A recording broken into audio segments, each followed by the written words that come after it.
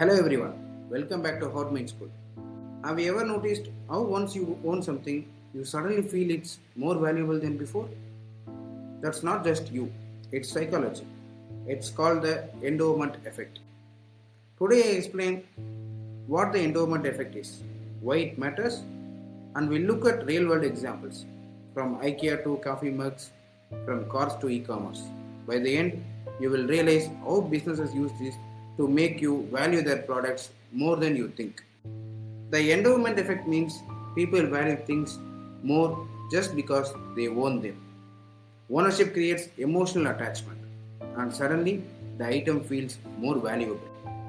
Example, you buy a coffee mug for 200 rupees. A week later, someone offers you 300 rupees to sell it, but you refuse because now you feel it's worth more. That's the endowment effect. The most famous business example is the IKEA effect. The IKEA sells furniture that you assemble yourself. You spend hours building a table or a chair. It's not perfectly made, but because you built it, you feel proud. A table now feels more valuable to you than if you had bought it pre-assembled. Psychologists call this the IKEA effect. When people place higher value on products, they partially create themselves. IKEA uses this brilliantly. It saves them labor costs, and customers are actually love the product even more. One of the most famous experiments on this was with coffee mugs. Researchers gave one group of students coffee mugs for free, and they asked how much would they sell it for. The average answer was $7. Another group who didn't own the mug was asked how much would you pay to buy it. Their answer was $3. Same mug, but owners valued it more than double. That's the endowment effect in action. Cars are another great example. The moment you buy a car, even if it is old, you feel it's special. When you try to sell it, you often demand a higher price than the market value because you feel it attached. That's why used car negotiations are tricky. Owners think their car is worth more than buyers are willing to pay. Tech companies also use the endowment effect.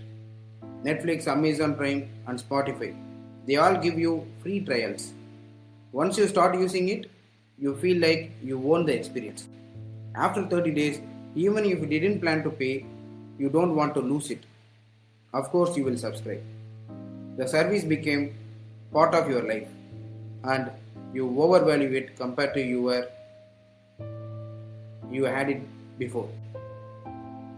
Even ever wondered why e-commerce apps push you to add to cart? Even if you don't buy right away, the moment it's in your cart, you feel a sense of ownership. Later, you are more likely to complete the purchase because you feel like the product is already yours. That's the endowment effect applied digitally. We may think that add to cart is just to place more orders or more for more products. But the reality is it is actually influencing you psychologically.